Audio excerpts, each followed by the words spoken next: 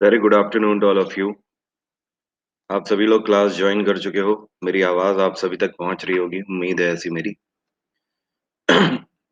Last class जो हमारी थी, वहां पर हम लोग प्रेसिडेंट डिस्कस कर रहे थे। पॉलिटी हमारी स्टार्ट हो चुकी है। बाकी आप लोगों ने देख ही लिया था कि जो हमारी कल की क्लास रीशेड्यूल हुई थी, उसके एवज में आज हमारी दो क्लासेस हैं। तो एक अभी वाली क्लास है जो कि जस्ट अभी स्टार्ट हो रही है, और दूसरी क्लास हमारी आज 3 बजे भी है। दोनों क्लास अटेंड करिएगा। प्रेसिडेंट पार्लियामेंट्री सिस्टम के अलावा भी हो सका तो मैं जुडिशियल सिस्टम भी आज ही करा दूंगा। तो चलिए स्टार्ट करते हैं। हम लोगों ने कुछ चीजें डिस्कस कर ली थी राष्ट्रपति के बारे में। जैसे कि हम लोगों ने यह देख लिया था कि भारत का राष्ट्रपति क्या होता है। आर्टिकल 52 हमें बताता है कि वो भारत का प्रथम नागरिक होता है।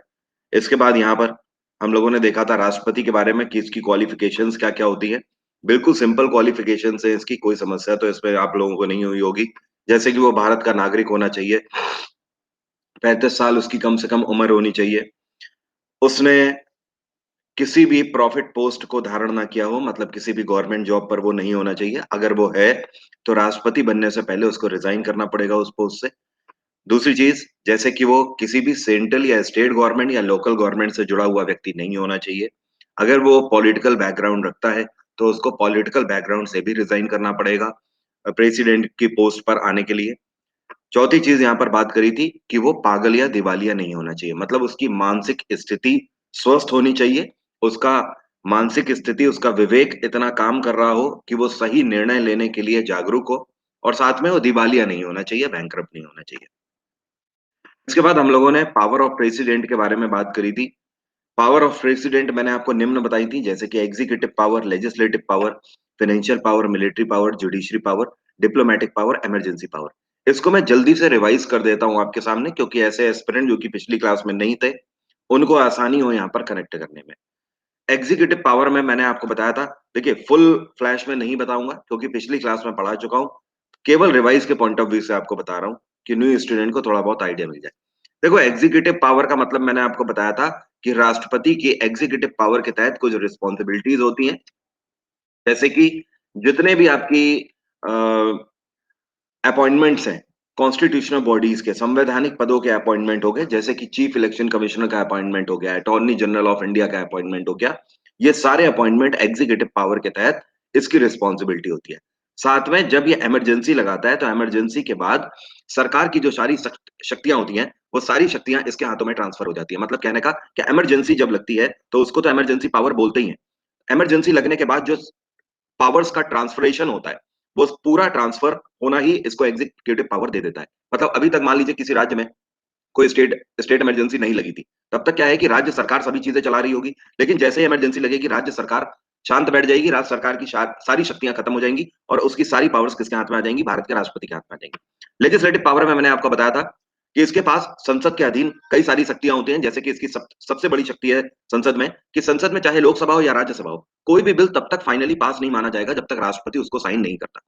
तीसरी, फाइनेंस पावर के तहत मैंने आपको बताया था कि फाइनेंस पावर के तहत इसके पास ये पावर है कि कोई भी अगर फाइनेंस बिल होता है, तो फाइनेंस बिल में चाहे बहुमत मिले पार्लियामेंट में या ना मिले, तब भी इसके पास ये ताकत है फाइनेंशियल पावर के तहत कि ये किसी भी फाइनेंस बिल को अपने बिहाफ पर ही साइन कर सकता है।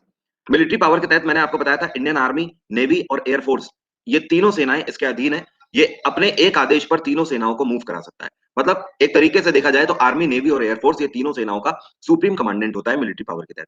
जुडिशियल पावर इसके तहत मैंने आपको बताया था, आर्टिकल 72 इसको क्षमादान की शक्ति देता है।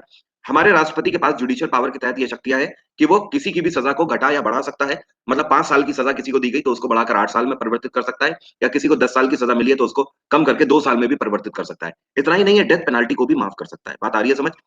नेक्स्ट है डिप्लोमेटिक पावर। अच्छा, एक चीज और ध्यान रखिएगा, पूरे भारत में अकेला व्यक्ति है जिसके पास ये पावर है हमारे संविधान के तहत कि किसी की भी डेथ पेनल्टी को, मृत्यु दंड को भी ये माफ कर सकता है। डिप्लोमेटिक पावर में मैंने आपको बताया था, इस पावर के तहत हमारे राष्ट्रपति के पास ये शक्ति होती है कि किसी भी दूसरे देश के सुप्रीम कमांडर से अर्जेंट बेसिस पर बात कर सकता है। और इमरजेंसी पावर इसके पास तो होती है। ये 3 तरीके की इमरजेंसी भारत में लगा सकता है। आर्टिकल 352 लगा सकता है, जिसको नेशनल इमरजेंसी बोलते हैं। आर्टिकल 356 लगा सकता है, जिसको स्टेट इमरजेंसी बोलते हैं। इसी को प्रेसिडेंट रूल भी बोलते हैं। और आर्टिकल 360 लगा सकता है, जिसको फाइनेंशियल इमरजेंसी बोलते हैं, मतलब वित्त आपातकाल बोलते हैं। इमरजेंसी पावर्स भी मैंने आपको पिछली क्लास में बताई थी, लेकिन बहुत कम कम शॉर्ट शॉर्ट इंट्रो दिया था, क्योंकि इस वजह से क्योंकि ध्यान रखिएगा इमरजेंसी के ऊपर मैं एक अलग से आपको चैप्टर पूरा पढ़ाऊंगा। इस वजह से इमरजेंसी इससे ज्यादा मैंने आपको डिस्क्राइब नहीं करी हुई है। इमरजेंसी एंड गवर्नर मैं एक साथ आपको पढ़ाऊंगा। अब आगे बढ़ते हैं। साथ में मैंने इसकी तीनों वीटो पावर आपको बता दी थी। जिन लोगों को वीटो पावर में भी कोई दिक्कत हो वो लोग पिछली क्लास जरूर देख लें एक बार। अब आगे बढ़ते हैं। वीटो पावर के बाद मैंने आपको यहाँ पर ये भी समझा दिया था कि ये वीटोज पर कौन कौन सा एक्शन ले सकता है। जैसे कि अगर कोई ऑर्डिनरी बिल है तो उसको रेक्टिफाई भी कर सकता है, रिटर्न भी कर सकता है और रिजेक्ट भी कर सकता है।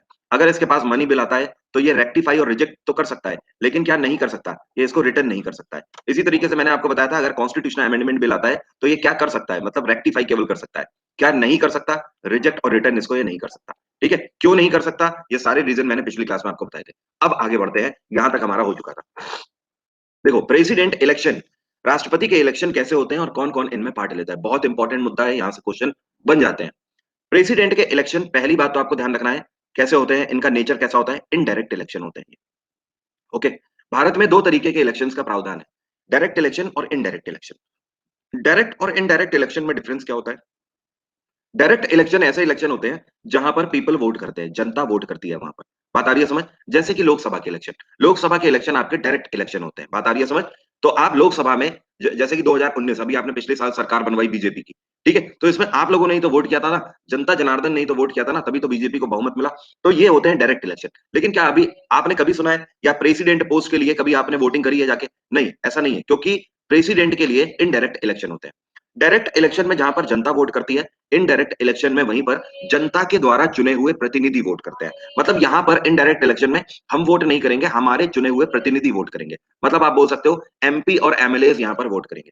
जिन लोगों को पता नहीं है एमपी एमएलए क्या होते हैं, वो वाकई में बिल्कुल छोटे छोटे बच्चे हैं, तो वो पहले यहां पर देखें एमपी और एमएलए क्या होते हैं।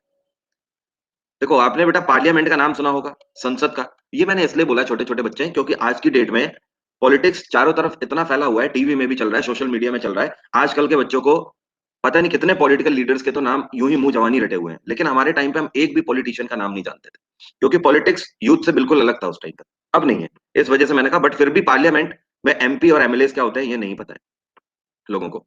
देखो पार्लियामेंट जिसको हम लोग हिंदी में संसद बोलते हैं, इसके दो हाउस होते हैं, ये दो हिस्सों में बटी होती है।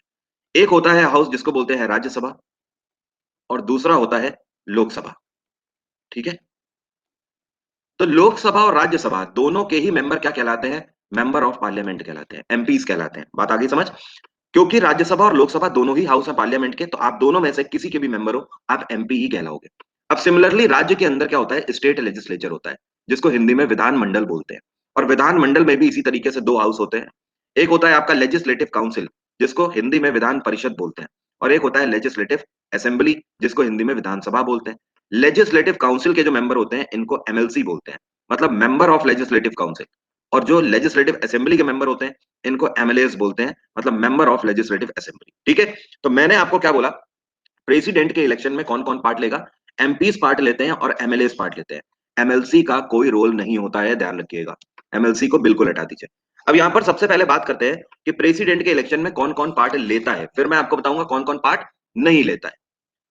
तो इसके लिए एक लाइन यहां पर खींचते हैं, बहुत ध्यान से देखिएगा, बहुत ध्यान से, बहुत इंपॉर्टेंट है यहां पर। हु टेक्स पार्ट, कौन कौन यहां पर पार्ट लेता है? पहली चीज, पहली चीज आपको ध्यान रखना है, यहां पर पार्ट लेगा कौन? एमपीज यहां पर पार्ट लेंगे। एमपीज, लोकसभा प्लस राज्यसभा, दोनों के मेंबर यहां पर वोट करेंगे। बात आ गई समझ? ओके, लेकिन कौन से मेंबर? ध्यान रखिएगा, इलेक्टेड मेंबर, इलेक्टेड मेंबर यहां पर वोट करेंगे। दूसरा यहां पर ध्यान रखिएगा, एमएलएज वोट करेंगे, लेकिन एमएलएज भी कौन से? इलेक्टेड। जिन लोगों को इलेक्टेड और सिलेक्टेड के बीच का मतलब नहीं पता है, या इलेक्टेड और नॉमिनेटेड का बीच का मतलब नहीं पता, वो लोग ध्यान दें। इलेक्टेड वो होते हैं, इलेक्टेड वर्ड कहां से निकला हुआ है? इलेक्शन से, और इलेक्शन का मतलब होता है चुनाव। बात आ रही है समझ? जब तक आप चुनाव नहीं लड़ोगे और आप चुने नहीं जाओगे, मतलब लोगों के बहुमत से आप चुने नहीं जाओगे, तब तक आप इलेक्टेड नहीं कहलाओगे। जो लोग चुनावी प्रक्रिया के द्वारा एमएलए या एमपीज बने हैं, बात आ रही है समझ, वही सब इलेक्टेड कहलाएंगे। कुछ ऐसे भी मेंबर होते हैं, वो अभी मैं आपको पार्लियामेंट में बताऊंगा। कुछ ऐसे भी मेंबर होते हैं जिनको नॉमिनेट करने के प्रावधान है, जिनको राष्ट्रपति अपनी तरफ से नॉमिनेट कर सकता है, मतलब कुछ चाहे सीधे बिना चुनावी प्रक्रिया के उनको हैंड पिक्ड करके बना सकते हैं आप मेंबर, उनको बोलते हैं नॉमिनेटेड, या उन्हीं को आप सिलेक्टेड भी बोल सकते हो। ठीक है, तो now you can understand what is the difference between elected and selected. ठीक है, तो यहां पर जितने भी लोकसभा और राज्यसभा के इलेक्टेड मेंबर हैं वही वोट करेंगे, एमएलए जो होंगे केवल इलेक्टेड वाले वो भी वोट करेंगे। ठीक है, अब ध्यान रखिएगा, ये तो राज्यों की बात हो गई। यूटीज की अगर बात करें तो यूटीज मेंबर यहां पर पार्ट लेंगे या नहीं लेंगे? लेंगे, लेकिन केवल दो यूटी के मेंबर्स पार्ट लेंगे। कौन कौन से? एक दिल्ली की यूटी के मेंबर्स यहां पर वोट करेंगे और साथ में पौंडीचेरी के, दिल्ली और पौंडीचेरी, केवल दो यूटीज के लोग यहां पर पार्ट लेंगे। दो यूटीज के जितने भी आपके एमएलएज होंगे वो यहां पर पार्ट लेंगे, दैट्स इट। ये भी कौन से? इलेक्टेड वाले, इलेक्टेड वाले। अल्टीमेटली एक बार यहां पर समझो, जितने भी एमपीज हैं पार्लियामेंट के, ठीक है, वो सारे यहां पर पार्ट नहीं ले रहे हैं। जितने भी एमपीज हैं पार्लियामेंट के वो सारे यहां पर पार्ट ले रहे हैं, लेकिन कौन से? इलेक्टेड वाले एमपीज पार्ट ले रहे हैं। जितने भी राज्यों के एमएलएज हैं, मतलब विधानसभा के मेंबर्स हैं, वो सारे इलेक्टेड वाले यहां पर पार्ट लेंगे। और यूटीज में केवल दो यूटीज, दिल्ली और पौंडीचेरी के ही सदस्य यहां पर इलेक्टेड वाले पार्ट लेंगे। ठीक है, एक सवाल आप लोगों के जहन में आ सकता है कि बाकी लोग क्यों नहीं ले, मतलब बाकी जो हमारी यूटीज हैं, जैसे जेएनके यूटी हो गई, लद्दाख यूटी हो गई, ये लोग क्यों नहीं पार्ट ले सकते? चंडीगढ़ वाले पार्ट क्यों नहीं ले सकते? देखो है क्या, जब मैं आपको स्पेशल प्रोविजन पढ़ाऊंगा तब इसके बारे में डिटेल में बताऊंगा, लेकिन फिलहाल आप हल्का फुल्का समझ लो। यूटीज और स्टेट में डिफरेंस क्या होता है? सरकार के हाथ में होता है, सरकार किसी भी जगह को स्टेट बना देती है, किसी भी जगह को यूटी बना देती है। ऐसा सरकार करती क्यों है? What is the difference between state and UT? अरे वो तो बात की बात है भाई मेरे, कि सीएम नहीं होता है, वो उस बात पर मैं आ रहा हूं। मैं कह रहा हूं what is the difference between state and UT? State उस एरिया को बनाया जाता है जो कि डेवलप्ड एरियाज होते हैं। बात आ रही है समझ? जो कि पूर्णतः डेवलप्ड एरियाज है, जहां पर सारी चीजें डेवलप्ड फॉर्म में है और सरकार को किसी भी तरीके से कोई स्पेशल प्रोविजन लाने की जरूरत नहीं है। मतलब सरकार आराम से चला सकती है, यहां पर अपना अपनी सरकार का संचालन कर सकती है। यूटी मतलब यूनियन टेरिटरी, हम उस जगह को बनाते हैं, नाम से ही आपको समझ आ रहा है, यूनियन टेरिटरी। यूनियन किसको बोलते हैं? देश को बोलते हैं। भारत को बोला गया है संविधान में यूनियन। ओके, तो यूटी जो है, यूटी हम उस जगह को बनाते हैं जो कि अभी डेवलपिंग है, जो कि डेवलपिंग है, जिसमें विकास होना बाकी है। बात आ रही है समझ? अब देखो एक चीज यहां पर समझना, भाई मेरे रुक तो जाओ, रुक तो जाओ, अभी रुक जाओ, दिल्ली पर भी आ रहा हूं। मैं यहां से भाग नहीं रहा हूं, अभी मैं यहीं बैठा हूं ना, यहीं बैठा हूं ना। अगर चाहते हो कि शांति से सारी बातें सुन सको तो बीच में डिस्टर्ब मत करो। अजब तरीके का बैच आया है, गजब तरीके का बैच आया है ये। जितना शांत रहोगे ना उतना ज्यादा समझ आएगा। रुक जाओ, मैं मैं डेली पढ़ाता हूँ, और डेली पता नहीं कितने घंटे पढ़ाता हूँ, मुझे पता है आपके जहन में क्या क्वेश्चन चल रहा होगा। मैं उस क्वेश्चन पर अपने आप ही आ जाऊंगा। ठीक है, now what is the difference between state and UT? State मतलब सरकार उस जगह को डिक्लेयर करती है जो कि डेवलप्ड है। यूटीज मतलब जो कि डेवलपिंग एरिया है, जिनको अभी ग्रो अप की जरूरत है, डेवलपमेंट की जरूरत है। यहाँ पर डेवलप्ड एरियाज तो स्टेट हो गए, डेवलपिंग एरियाज यूटी हो गए। यूटी सरकार ऐसे एरियाज जहां पर सरकार चाहती है कि वो खुद डेवलपमेंट करे, वहां के एडमिनिस्ट्रेशन की सारी कंट्रोलिंग सरकार अपने पास खुद रखे, उस जगह को यूटी वो डिक्लेयर करती है। इसी वजह से जो यूटीज होते हैं यहाँ पर सिर्फ और सिर्फ गवर्नर का प्रावधान होता है, यहाँ पर सीएम, यहाँ पर सीएम का प्रावधान नहीं होता है। चीफ मिनिस्टर का प्रावधान स्टेट में होता है। ठीक है, अब गवर्नर का अगर प्रावधान है तो गवर्नर, ध्यान रखिएगा, सीधे राष्ट्रपति का सबॉर्डिनेट होता है, वो सीधे प्रेसिडेंट को रिपोर्ट करता है। गवर्नर ने सरकार तो वहां पर बनाई नहीं होती है, गवर्नर के लिए इलेक्शन तो वहां पर हुए नहीं होते, वो डायरेक्ट वहां पर बैठा दिया गया होता है सरकार के फैसलों के द्वारा, और प्रेसिडेंट का वो सबॉर्डिनेट होता है। तो आप देख रहे हो जितनी भी यूटीज है उनमें सीधी कंट्रोलिंग किसकी होती है? केंद्र सरकार से होती है। इसी वजह से उनको यूटीज बोला जाता है, यूनियन टेरिटरी। लेकिन जो राज्य होते हैं वहां पर चीफ मिनिस्टर का प्रावधान रहता है। जो कि डेवलप्ड एरियाज है, वहां पर सारी चीजें जब सही चल रही हैं, तो हमारा देश कैसा देश है? डेमोक्रेटिक कंट्री है। तो हमारे देश में हर जगह पर लोगों को इजाजत होनी चाहिए अपनी सरकार चुनने की। तो ये जो स्टेट्स हैं, स्टेट्स में इसीलिए क्योंकि जनता को ये अधिकार दिया जाता है कि जनता अपनी राज्य सरकार को चुन सके, तभी यहाँ पर चीफ मिनिस्टर का प्रावधान है। और आप लोग चीफ मिनिस्टर को अपने चुनते भी हो, बात आ रही है समझ? हर 5 साल में चुनते हो ना, हर राज्य में। तो ये एक बेसिक सा डिफरेंस हो गया कि स्टेट और यूटी में गवर्नमेंट क्या चलती है और स्टेट और यूटी क्यों डिक्लेयर किए जाते हैं। अब सवाल सबसे बड़ा ये उठता है कि दिल्ली, दिल्ली यूटी क्यों है भाई? दिल्ली तो पूर्णतः डेवलप्ड है, दिल्ली में तो कोई बात ही नहीं होनी चाहिए, यहाँ पर पूरे तरीके से डेवलपमेंट है, फिर भी क्यों? उसका एक रीजन है, इसको भी स्पेशल प्रोविजन के तहत यूटी डिक्लेयर किया गया है। रीजन ये है भाई कि जो दिल्ली है, दिल्ली में आपकी पहली चीज तो पार्लियामेंट है, दूसरी चीज जितने भी आपके एडमिनिस्ट्रेटिव पोस्ट है सेनाओं के, एडमिरल हो गया, जनरल हो गया, और चीफ मार्शल हो गया, एयर चीफ मार्शल, इन सभी के ऑफिसर्स यहाँ पर है। साथ में ध्यान रखिएगा सुप्रीम कोर्ट यहाँ पर है। ओके, पार्लियामेंट के अलावा सबसे बड़ी चीज प्रेसिडेंट हाउस भी यहाँ पर है। अब ऐसा एक शहर जहां पर इतनी सारी हिंदुस्तान की जितनी भी एडमिनिस्ट्रेटिव अथॉरिटीज हैं वो सब वर्क करते हैं, उनके वर्क स्टेशन हैं, उनके वहां पर हैबिटेट है, इस जगह पर किसी भी राज्य सरकार की पुलिस को सिक्योरिटी नहीं दे सकती है केंद्र सरकार। यहाँ पर just because of security matter केंद्र सरकार इस एरिया की क्या करना चाहती है, सिक्योरिटी अपने हाथ में रखना चाहती है। क्लियर हो रही है बात? इसी वजह से आपने देखा होगा कि दिल्ली पुलिस हमेशा केंद्र सरकार के सेंट्रल गवर्नमेंट के अंडर में आती है, लेकिन बाकी राज्यों की पुलिस स्टेट गवर्नमेंट के अंडर में आती है। बात आ रही है समझ? रीजन यही है कि अगर कल को दिल्ली से उठ के सारी चीजें मुंबई चली जाए तो दिल्ली यूटी नहीं रह जाएगा, दिल्ली भी स्टेट फिर बन जाएगा, फिर मुंबई को यूटी बनाना पड़ेगा। बात आ रही है समझ? तो यूटी वो एरियाज होते हैं जहां की कंट्रोलिंग केंद्र सरकार अपने हाथ में रखना चाहती है। इस वजह से दिल्ली डेवलप्ड होते हुए भी यूटी डिक्लेयर करी गई। अब एक चीज और, एक सवाल और आपके जहन में उठ सकता है कि सर अगर यूटी डिक्लेयर कर दिया गया तो फिर सीएम का प्रावधान भी क्यों डाल दिया? सीएम का प्रावधान ना डालते। बात आ रही है समझ? लेकिन देखो यहाँ पर पूरा एरिया ये डेवलप्ड है, दिल्ली वाला, दिल्ली में हर कुछ डेवलप्ड है, ठीक है? यहाँ पर बिल्कुल भी डेवलपिंग स्टेज में कुछ नहीं है, everything is developed, pure developed. इस केस में अगर आप लोगों से वोटिंग का राइट छीन रहे हो तो ये एक तरीके से डेमोक्रेसी के ऊपर हमला है। बात आ रही है समझ? ये एक तरीके से डेमोक्रेसी के लिए खतरे वाली बात है। ये सही बात नहीं है कि अगर जहां पर सारी चीजें सही हैं, ठीक है, उसके बाद भी आप लोगों को वोटिंग का राइट नहीं दे रहे हो। तो यहाँ पर क्या किया सरकार ने? देखो, सरकार ने यहाँ की सिक्योरिटी केवल अपने हाथ में ले ली, लेकिन लोगों को उनका राजा चुनने का निर्णय दे दिया। मतलब यहाँ पर स्पेशल प्रोविजन के तहत सीएम का प्रावधान डाल दिया गया, तो लोग यहाँ पर अपने लिए चीफ मिनिस्टर तो चुन सकते हैं, लेकिन चीफ मिनिस्टर को यहाँ पर पुलिस नहीं मिली हुई है। यहाँ की पुलिस केंद्र सरकार के अंतर्गत है। ये एक बिल्कुल डिफरेंट केस है पूरे देश भर में। बात आ रही है समझ? कोई समस्या तो नहीं है? तो यहाँ पर तभी आप देखते हो अरविंद केजरीवाल साहब जो हैं, अरविंद केजरीवाल निर्णय लेते हैं किसके लिए? लोगों के लिए निर्णय लेते हैं। ये लोगों के लिए स्कीम लॉन्च कर सकते हैं, लोगों के लिए तरह तरह की स्कीम्स लाते हैं, लेकिन आपने कभी नहीं देखा होगा कि दिल्ली पुलिस को निर्देश देते हैं। ऐसा हो ही नहीं सकता, वो दिल्ली पुलिस को निर्देश दे ही नहीं सकते क्योंकि दिल्ली पुलिस केंद्र सरकार के अंतर्गत आती है। आई थिंक अब आप समझ गए होगे दिल्ली का पूरा केस क्या है। एक मिनट रुकिए, मैं यूपीएस बंद करके आता हूं। कि सर चंडीगढ़ डेवलप्ड है, उसके बाद भी चंडीगढ़ को यूटी क्यों बनाया गया? देखो चंडीगढ़ क्या है, चंडीगढ़ को अपनी कैपिटल के रूप में शुरू से ही पंजाब भी चाहता था और हरियाणा भी चाहता था। आपको पता है ना, उसमें कई टाइम से पंजाब और हरियाणा के बीच में डिस्प्यूट्स भी रहे हुए हैं। दोनों उसको एज अ कैपिटल छोड़ने को तैयार ही नहीं थे। क्यों नहीं तैयार थे? क्योंकि दोनों राज्यों ने अपना इंडस्ट्रीज का बहुत पैसा वहां पर लगाया हुआ है। तभी आप देखोगे हरियाणा में एक अलग डेवलपमेंट देखने को मिलेगा, पंजाब में एक अलग डेवलपमेंट देखने को मिलेगा। लेकिन मैं आपको रियल थिंग बताऊं, दिल्ली को भी आप एक तरफ कर दो, लेकिन आप जिस दिन चंडीगढ़ चले गए आपको लगेगा ही नहीं कि आप रिमेनिंग भारत में हो, आपको ऐसा लगेगा कि अलग ही भारत है। बात आ रही है समझ? चंडीगढ़ का सीन कुछ ऐसा है, वो इतना ज्यादा डेवलप्ड है कि आप वहां पर एक चौराहा छोड़कर दूसरे चौराहे जाओगे ना तो आप भूल जाओगे, आपको लगेगा ही नहीं, आपको लगेगा कि आप फिर से उसी जगह घूम के आ गए। हर चौराहा आपको एग्जैक्टली हूबहू एक जैसा आपको दिखेगा, आप वहां पर घूम जाओगे, आपको लगेगा आप उसी जगह बार बार आ जा रहे हो।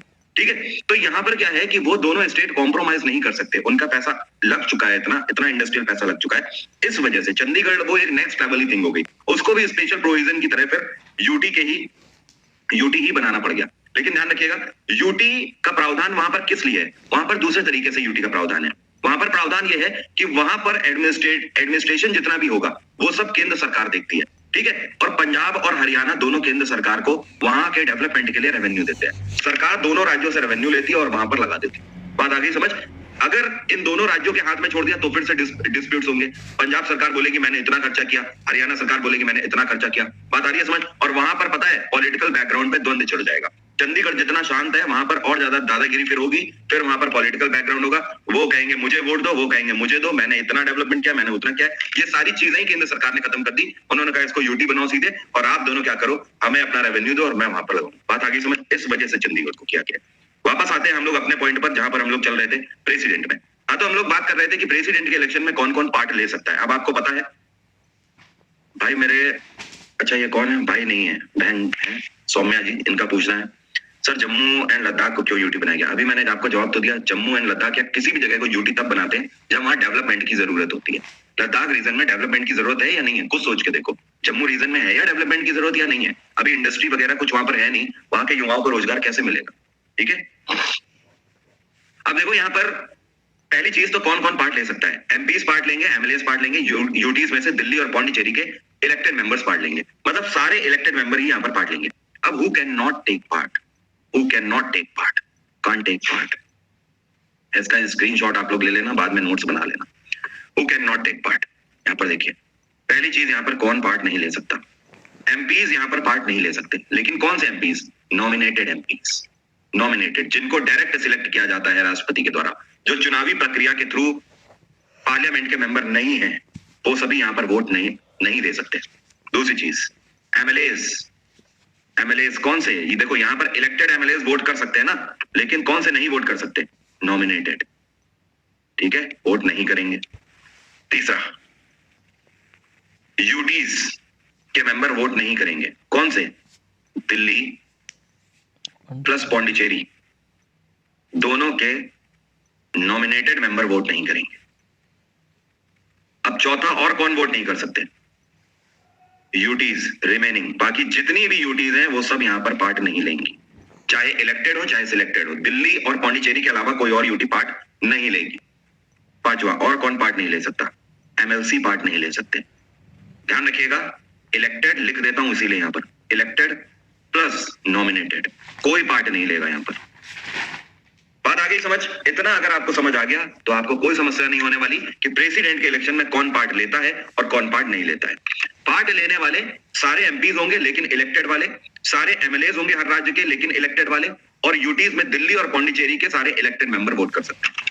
कौन पार्ट नहीं ले सकता?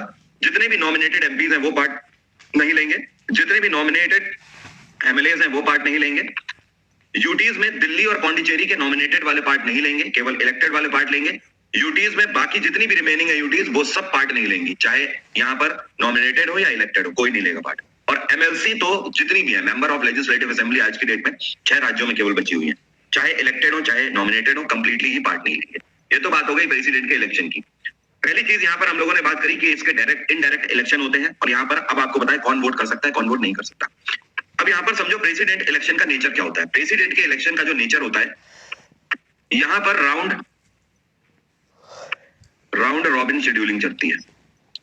राउंड रॉबिन शेड्यूलिंग, इसका मतलब क्या होता है? इसका दूसरा प्रावधान होता है, यहाँ पर हर वोट की वैल्यू अलग होती है, यहाँ पर हर एक वोट की वैल्यू एक नहीं होती। एग्जाम्पल के तौर पर मैं आपको बोलूं, जैसे लोकसभा इलेक्शन में जब आप वोट करते हो तो वहां पर आप देखोगे सीधा सीधा कंसेप्ट चलता है, ये है संता और ये है बनता। मान लीजिए संता को 40 वोट मिले, बनता को 60 वोट मिले, तो सीधी सी बात है कौन जीता? आपके सामने आपको रिजल्ट दिख रहा है, बनता जीत गया भाई, ठीक है। या मान लीजिए संता को 50 वोट मिले, बनता को 51 वोट मिल गए, बनता फिर जीत गया, भले ही 1 वोट से जीता, बनता जीत गया, ठीक है। लेकिन यहाँ पर ऐसा नहीं है, ये तो डायरेक्ट इलेक्शन का प्रावधान है। इनडायरेक्ट इलेक्शन में ऐसा नहीं होता है। इनडायरेक्ट इलेक्शन में हर वोट की वैल्यू अलग होती है। एग्जाम्पल के तौर पर मैंने कहा इनडायरेक्ट इलेक्शन अब हो रहे हैं संता बनता के बीच में, संता को मिले 40 वोट, बनता को मिले 60 वोट। अब आप देखते ही नहीं बता सकते हो कि बनता क्या है, समझ लो। आपको यहाँ पर हर एक वोट की वैल्यू निकालनी पड़ेगी, और जब आप हर एक वोट की वैल्यू निकालोगे तब आपको पता लगेगा कि एक्चुअली कौन जीता है। ऐसे केस में यह भी हो सकता है कि बनता के 60 वोट की वैल्यू संता के 40 वोटों से भी कम हो। बात आ रही है समझ? देखने में आपको लग रहा है कि संता को 40 वोट मिले हैं, बनता को 60 मिले हैं, लेकिन जब आप पता लगा उसकी वैल्यू निकालते हो तो इसके 40 वोट की वैल्यू इसके 60 वोट से कहीं ज्यादा हो सकती है, तो संता जीत सकता है। समझ गए बात को? अब यहाँ पर वोट की वैल्यू कैसे निकलती है इसको समझो पहले, और प्रेसिडेंट के इलेक्शन में प्रावधान कैसे होता है इसको समझो। मान लीजिए कि प्रेसिडेंट के इलेक्शन में 4 लोग खड़े हुए हैं, ए, बी, सी और डी, ये 4 लोग खड़े हुए हैं प्रेसिडेंट के इलेक्शन में। आप क्या करते हो, लोकसभा इलेक्शन में जाते हो भैया, और सबके सामने बटन होता है, बटन दबाते हो, टी, वोट आपका चला गया, काम खत्म हो गया। यहाँ ऐसा नहीं होता है। प्रेसिडेंट के इलेक्शन में आपको प्रॉपर एक पर्ची मिलेगी, इतनी बड़ी पर्ची आपको मिलेगी। इस पर्ची में ए, बी, सी और डी लिखे होंगे इनके नाम, और इनके आगे आपको प्रायोरिटीज देनी होगी। प्रायोरिटीज का मतलब जब आप जैसे फॉर्म नहीं भरते हो तो आपको पोस्ट के लिए प्रायोरिटी देनी पड़ती है, वैसे ही यहाँ पर आपको प्रायोरिटी देनी होगी। एग्जाम्पल के तौर पर जैसे मेरी पहली प्रायोरिटी है सी, दूसरी प्रायोरिटी है बी, तीसरी है ए और चौथी है डी। ऐसे मैंने प्रायोरिटी दी, आप भी दोगे, जितने भी लोग यहाँ पर पार्ट लेंगे सब ऐसे ही प्रायोरिटी देंगे। अब बात आ रही है आपको समझ क्या कहने का मतलब है? जब एक बार ये वोटिंग हो जाती है तो उसके बाद देखा जाता है कि किसको मेजोरिटी मिली, किसको मेजोरिटी मिली। बात को ध्यान से आप समझते जाना। एग्जाम्पल के तौर पर हम मान लेते हैं कि किसी को भी एक बार में मेजोरिटी नहीं मिली। हमने ये देखा कि भैया किसी को, सबको 25% वोट के आसपास मिल गए हैं, कोई समस्या वाली बात नहीं है, ठीक है। या फिर ऐसा मान लीजिए कि किसी को 30 मिल गया, इसको 30% वोट मिल गए, इसको 32% मिल गए, ठीक है, और इसको मिल गया मान लीजिए आपके 30 और 32 कितने हो गए, 65 हो गए। इसको मान लीजिए 30 मिल गए वोट, ठीक है, इसको भी 30% वोट मिला। तो डी के पास कितने वोट बचे? डी के पास आपके वोट बचे 8%। अब मान लीजिए ये केस आ गया, ठीक है, इस केस में किसी के पास मेजोरिटी नहीं आई है, ठीक है, तो हम दूसरी चीज ये देखते हैं फिर कि क्या कोई ऐसा व्यक्ति है जिसको टोटल के 1/6 से भी कम वोट मिले। बात आ रही है समझ, मतलब 100% वोटिंग पड़ी है, तो 100/6 से भी कम किसी को क्या वोट मिले, 100/6 करके देखो, 6 1 6 6 6 36, करीब 16 वोट से भी कम किसी को मिले हैं क्या? तो हमने देखा जी हाँ, 16 वोट से भी कम डी को मिले हैं, केवल 8 ही वोट मिले हुए हैं। अब इस केस में डी क्या हो जाएगा, एलिमिनेट हो जाएगा। एलिमिनेट मतलब ये बाहर हो जाएंगे, अब ये आगे चुनाव नहीं लड़ सकते। समझ गए बात? अब फिर से अगला राउंड चलेगा वोटिंग का। अगले राउंड में ए, बी और सी सिर्फ पार्ट लेंगे। फिर से यहाँ पर इसी तरीके से प्रायोरिटीज दी जाएंगी और फिर से देखा जाएगा क्या किसी के पास बहुमत आया। सपोज हमने मान लिया कि बी को बहुमत मिल गया, तो बी तो राष्ट्रपति बन जाएगा सीधे, इसमें तो कोई दो राय नहीं है, बहुमत मिला तो हो गया बात। ए और बी ये दोनों इलेक्शन हार गए। इलेक्शन हारने में और एलिमिनेट होने में डिफरेंस क्या है, अब आपको समझ आ रहा है? डी एलिमिनेट हुआ है, डी प्रक्रिया से बाहर ही हो गया, लेकिन ए और सी लड़के इलेक्शन हारे। बात आ रही है समझ? अब इस केस में एक चीज और समझो, क्वेश्चन आपसे पूछा जाता है प्रेसिडेंट के इलेक्शन के लिए कितना आपको डिपॉजिट करना पड़ता है। The security deposit for the election of ₹15,000 should also be deposited either in cash with the returning officer or a receipt showing that the amount has been deposited by the candidate or on his behalf of in the Reserve Bank of India। कहने का मतलब यह है कि अगर आपको president के election लड़ने हैं तो आपको कितना टोकन अमाउंट जमा करना पड़ेगा, आपको 15,000 रुपए टोकन अमाउंट जमा करना पड़ेगा। ये जो टोकन अमाउंट जमा होता है ये कहाँ जमा होता है, ये आरबीआई का ट्रेजरी डिपार्टमेंट है, वहां पर ये पैसा जमा होता है। अब एक चीज यहाँ पर ध्यान रखिएगा, प्रावधान क्या होता है, ये जो आप 15,000 रुपए जमा करते हो ये पूरा रिफंड अमाउंट होता है, ये आपको चुनाव के बाद रिफंड हो जाएगा। लेकिन उस केस में रिफंड नहीं होगा अगर आपको 1/6 से भी कम वोट मिले। इस केस में अगर आप एलिमिनेट हो गए तो आपकी जमानत जब्त हो जाएगी। जमानत जब्त होने का मतलब यह है कि आपका पैसा जब्त कर लिया जाएगा, आपको वो फिर रिफंड नहीं किया जाएगा। बात आ रही है समझ? तो जो हमने एग्जांपल लिया इसके आधार पर अगर हम बोले कि किसको पैसा वापस मिलेगा और किसको पैसा वापस नहीं मिलेगा, डी को पैसा नहीं मिलेगा, ध्यान रखिए, इसके 15,000 रुपए गए भैया, ठीक है, इसकी जमानत जब्त हो गई। बाकी बी तो बन गया है आपका राष्ट्रपति, इसको तो रिफंड जरूर मिलेगा। क्या ए और सी हार चुके हैं, इनको रिफंड मिलेगा? जी हाँ, इनको भी रिफंड मिलेगा, ए और सी को भी। केवल जमानत उसी की जब्त होगी जो कि एलिमिनेशन प्रक्रिया में बाहर हो। समझ गए बात को? कोई समस्या तो नहीं, बिल्कुल सिंपल लैंग्वेज में समझाया है, कोई समस्या तो नहीं किसी को। 15,000 रुपए जमा करना होगा, अब आपको ये भी पता है कहाँ ये जमा होगा और किस प्रक्रिया में ये पैसा नहीं मिलेगा। सिंपली अब यहाँ पर ये भी ध्यान रखो, टोकन मनी की अगर बात कर रहे हैं तो टोकन मनी की पूरी ही बात कर लेते हैं। अगर आप लोकसभा के इलेक्शन लड़ रहे हो, ठीक है, तो आपको कितना सिक्योरिटी डिपॉजिट जमा करना पड़ता है, 25,000 रुपया जमा करना पड़ेगा। समझ गए? ओके। रिपब्लिकन माफ करिएगा, हाँ, Republican India candidate for election to lower house of the parliament Lok Sabha, अगर आप लोकसभा के इलेक्शन लड़ रहे हो तो आपको 25,000 रुपया अमाउंट जमा करना पड़ेगा। फॉर स्टेट असेंबली इलेक्शन, अगर आप चीफ मिनिस्टर वाला इलेक्शन लड़ रहे हो, मतलब एमएलए वाला इलेक्शन लड़ रहे हो, तो आपको 10,000 रुपया टोकन मनी जमा करना पड़ता है। अब इस केस में ध्यान रखिएगा, एससीज और एसटीज कैंडिडेट के लिए यहाँ पर भी प्रावधान है। एससीज और एसटी कैंडिडेट को हाफ अमाउंट जमा करना पड़ता है। जैसे कि अगर लोकसभा में कोई एससी और एसटी कैंडिडेट लड़ रहा है तो उसको 25,000 का आधा मतलब 12,500 जमा करना पड़ेगा, और अगर वो विधानसभा में लड़ रहा है तो उसको 10,000 का आधा 5,000 जमा करना पड़ेगा। समझ गए? कोई प्रावधान यहाँ पर ऐसा तो नहीं जो आपको समझ ना आया हो, कोई समस्या तो नहीं? जी हाँ, वो डिपॉजिट मनी रिटर्न हो जाती है, मैंने वही तो बताया, वो रिफंड हो जाएगी राष्ट्रपति की, कोई समस्या तो नहीं? ठीक है, एक बार फिर से समझो, राष्ट्रपति के लिए 15,000 अमाउंट आपको देना होता है, जमा करना पड़ेगा, ये रिफंडेबल होगा। उसी तरीके से लोकसभा इलेक्शन के लिए 25,000 अमाउंट आपको देना होगा, लेकिन लोकसभा इलेक्शन में अगर एससी एसटी होंगे तो इसका आधा कर दो, 12,500 उनके लिए सिक्योरिटी डिपॉजिट है। और अगर आप विधानसभा में इलेक्शन लड़ रहे हो, स्टेट में लड़ रहे हो, तो आपको 10,000 रुपए जमा करना होगा, और एससी एसटी है अगर तो फिर 5,000 रुपए उसका आधा। ठीक है, अब देखो, अगर आप पंचायत के इलेक्शन लड़ रहे हो, गांव वाले इलेक्शन लड़ रहे हो, तो आपको 2,000 रुपया टोकन अमाउंट जमा करना पड़ता है। ठीक है, और यहां पर भी ध्यान रखिएगा, अगर विलेज पंचायत में बिल्कुल निम्न लेवल पर अगर आप चले जाते हो, केवल गांव के अगर आप इलेक्शन लड़ रहे हो, तो उस केस में आपको 1,000 रुपया टोकन अमाउंट जमा करना पड़ेगा। ठीक है, कोई समस्या तो नहीं? नहीं, राष्ट्रपति वाले में कोई रिजर्वेशन का प्रावधान नहीं है प्रशांत। ठीक है, अब देखो राष्ट्रपति को क्या क्या सुविधाएं मिलती है। कोई भी जो राष्ट्रपति बनता है तो राष्ट्रपति की सैलरी कितनी है, ध्यान रखिएगा, इसकी सैलरी होती है 5 लाख प्रति माह।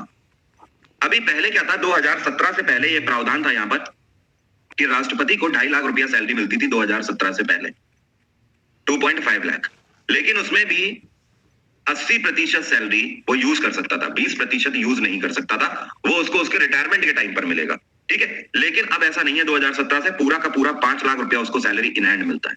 ठीक है, पहली चीज ये हो गई सैलरी। अब इसकी फैसिलिटीज क्या होती है राष्ट्रपति की, ध्यान रखिएगा, इसकी फैसिलिटीज में इसको प्रेसिडेंट हाउस दिया जाता है, Rashtrapati Bhavan, without rent, without rent, कोई भी इससे पैसा इसका नहीं लिया जाता है, ठीक है। साथ में इसको फ्री फोन फैसिलिटी दी जाती है, कॉलिंग फैसिलिटी, पूरी फैमिली को मेडिकल फैसिलिटी इसकी दी जाती है, ठीक है। जी हाँ, सबसे ज्यादा हमारे संविधान के आधार पर सबसे ज्यादा सैलरी राष्ट्रपति की होती है, 5 लाख रुपया प्रति माह। इससे ज्यादा सैलरी संवैधानिक रूप से हमारे संविधान में किसी के लिए जिक्र नहीं, ठीक है। पीएम की सैलरी इससे बहुत कम होती है, पीएम की सैलरी बहुत कम होती है। जी हाँ, ध्यान रखिएगा, इसकी सैलरी टैक्स फ्री है, ओके। अब एक चीज और, राष्ट्रपति के रिटायरमेंट के बाद इसको क्या फैसिलिटीज मिलती है? जब ये रिटायर हो जाता है तो इसका प्रेसिडेंट हाउस तो इसको देना पड़ेगा वापस, free phone facility, free medical facility, ये दोनों इसको लाइफ टाइम मिलेंगी। क्या मिलेंगी? Life time. एक चीज और, इसकी पेंशन कितनी है? Just half. जब ये रिटायर हो जाएगा तो जीवन पर्यंत इसको 2.5 लाख रुपया महीना मिलता रहेगा, ठीक है। कोई समस्या तो नहीं, कोई समस्या तो नहीं इसकी फैसिलिटीज और सैलरी में, ठीक है। डन, आगे बढ़ते हैं। अभी तक हम लोग प्रेसिडेंट के इलेक्शन की बात कर रहे थे, अब बात करते हैं प्रेसिडेंट के इम्पीचमेंट की। हाउ इम्पीचमेंट प्लेस, राष्ट्रपति को हटाने का तरीका क्या है, ठीक है। राष्ट्रपति को हटाने का तरीका क्या है? इम्पीचमेंट लोगों को जल्दी से समझ नहीं आता, आज आपको इम्पीचमेंट बिल्कुल आसानी से समझ आ जाएगा, बिल्कुल बच्चों की तरह, जिसको हिंदी में बोलते हैं महाभियोग। अगर राष्ट्रपति को हटाना है तो उसके लिए सिर्फ एक ही तरीका है, जिसको बोलते हैं महाभियोग। आपको महाभियोग सिद्ध करना पड़ेगा। सबसे पहले क्या करना होता है इसके लिए? Lok Sabha initiates an impeachment charges. Lok Sabha में से कोई, मैं बता रहा हूं उसको सुन लीजिए। सबसे पहला यहां पर स्टेप ये होगा कि लोकसभा में से क्या होगा कि कोई भी मेंबर इम्पीचमेंट लेकर आएगा, इम्पीचमेंट चार्ज लगाएगा। चार्ज का मतलब वो ये बिल लेकर आएगा कि ये पर्टिकुलर व्यक्ति जो कि राष्ट्रपति की पोस्ट पर बैठा हुआ है, ये उसके लिए डिजर्व नहीं करता। बात आ रही है समझ? तो हम इसके ऊपर ये चार्ज लगा रहे हैं। अब इस केस में क्या होगा कि लोकसभा में 2 काम किए जाएंगे। पहली चीज तो लोकसभा में उस बिल के ऊपर वोटिंग करी जाएगी, ठीक है। बहुत ध्यान से समझना, इधर उधर करोगे फिर समझ नहीं आएगा। लोकसभा में क्या किया जाएगा? फिर वोटिंग करी जाएगी उस बिल के ऊपर, और वोटिंग करने के बाद 1/4 अगर 1/4 लोग भी सहमत है, ठीक है, तो इसको आगे बढ़ा दिया जाएगा प्रोसीडिंग के लिए, ठीक है। अब साथ में दूसरा काम ये भी किया जाएगा कि अगर 1/4 वोट मिल गए, 25% लोगों ने उस पर वोटिंग कर दी, मतलब 25% लोग सहमत है केवल उस बात से, तो इसको प्रोसीडिंग के लिए तो बढ़ाया ही बढ़ाया जाएगा। साथ में 14 दिन पहले नोटिस भी दे दिया जाएगा प्रेसिडेंट को कि भाई साहब आपकी तरफ ये केस आ रहा है, तो अब आप इसके लिए तैयार हो जाएं, ठीक है। अब जैसे ही प्रोसीडिंग आगे बढ़ेगी तो दूसरे स्टेप में क्या होता है? Lok Sabha passes impeachment charges with 2/3 majority and sends it to Rajya Sabha. दूसरे चरण में, अरे यार प्रदीप सुन तो लिया करो, जो बोल रहे हो वहीं पर मैं आ गया हूं। आज के लड़कों को इतनी ज्यादा चुल है कि सुनना ही नहीं पसंद करते। लगातार इस बैच में मैं देख रहा हूं, सुनना ही नहीं पसंद करते यार, बिल्कुल कहीं से सुन रखा है। 2/3 मेजॉरिटी वो उनके दिमाग में चल रहा है। मैंने वो जो नई चीज बताई है, जो आप ढर्रे से सुनते चले आ रहे हो, उसको नहीं सुनना कि 1/4। आज तक 1/4 वाला सिद्धांत कभी सुना था? नहीं सुना ना? आ तो गया यार मैं उस पर, अभी बात पूरी हुई नहीं है यार, बिल्कुल। अब देखो, पहली चीज की पहली प्रोसीडिंग बढ़ेगी 1/4 वोटिंग के आधार पर। 1/4 वोटिंग फर्स्ट स्टेज में यह तय करेगी कि प्रोसीडिंग आगे जाएगी या नहीं जाएगी। पहली प्रोसीडिंग में 1/4 वोट मिल गया है, अब ये आगे आ गई है प्रोसीडिंग। प्रेसिडेंट को नोटिस चला गया है कि आप तैयार रहें, 2 दिन के बाद आपकी इम्पीचमेंट प्रक्रिया शुरू कर दी जाएगी, 14 दिन के बाद। इधर लोकसभा में क्या होगा? इम्पीचमेंट पर प्रॉपर वोटिंग होगी। जब प्रॉपर वोटिंग होगी तो कम से कम कितना वोट मिलना चाहिए इस बार? 2/3 वोट मिलना चाहिए, क्योंकि वो इंस्टेंट की बात थी, हमें प्रेसिडेंट को नोटिस भेजना था, इसलिए 1/4 से भी काम चल गया पहली प्रक्रिया में। दूसरी प्रक्रिया में 2/3 मतलब स्पेशल मेजोरिटी मिलनी ही मिलनी चाहिए, तब काम हो पाएगा, आगे नहीं तो नहीं हो पाएगा। अगर 2/3 यहां पर मिल गया तो पूरी लोकसभा मिलकर इसको साइन करेगी, इस चार्ज को, और फाइनली इसको भेज दिया जाएगा प्रोसीड करके राज्यसभा। तीसरा स्टेप, ये राज्यसभा में पहुंच चुकी है। अब ये राज्यसभा पर आ गई है। राज्यसभा लोकसभा के द्वारा लगाए गए जो भी एलिगेशंस हैं उनको इन्वेस्टिगेट करेगी अपने तरीके से, और राज्यसभा में भी जब इन्वेस्टिगेशन हो जाएगी तो इसके ऊपर एक नॉर्मल वोटिंग करा ली जाएगी। जैसे ही वहां से अगर एग्री होते हैं 2/3 मेजॉरिटी से, इसको फिर से प्रोसीड कर दिया जाएगा। एंड राज्यसभा के एग्री होते ही ये चार्जेस क्या हुए? ये चार्जेस अगर 2/3 हो गए तो तुरंत प्रेसिडेंट के ऊपर ये चार्जेस सक्सेसफुली लग जाएंगे और इसको रिमूवल दे दिया जाएगा। बात आ गई समझ? इसको बोलते हैं इम्पीचमेंट। इम्पीचमेंट, इस पूरी प्रक्रिया को क्या बोलते हैं? इम्पीचमेंट। अब एक और चीज, अभी आप लोगों के दिमाग में एक चीज नहीं आई है कि भैया यहाँ पे प्रेसिडेंट का तो कोई प्रावधान आया ही नहीं, प्रेसिडेंट का तो कोई रोल दिखा ही नहीं, तो प्रेसिडेंट को 14 दिन पहले लेटर क्यों भेज दिया गया था? इसलिए भेजा गया था कि प्रेसिडेंट अवेयर हो जाए। अगर ये पूरी प्रक्रिया सिद्ध हो जाती है, ठीक है, तो इस केस में उसके बाद राष्ट्रपति के पास अधिकार है कि वो सुप्रीम कोर्ट के इन्वेस्टिगेशन की डिमांड कर सकता है। अगर सुप्रीम कोर्ट की इन्वेस्टिगेशन में फाइनली ये पूरी प्रक्रिया गिल्टी मानी जाती है, उसके बाद भी इंपीचमेंट रुक जाएगा। बात आ गई समझ? ओके, एक बार फिर से समझो, उड़ गया ना दिमाग से?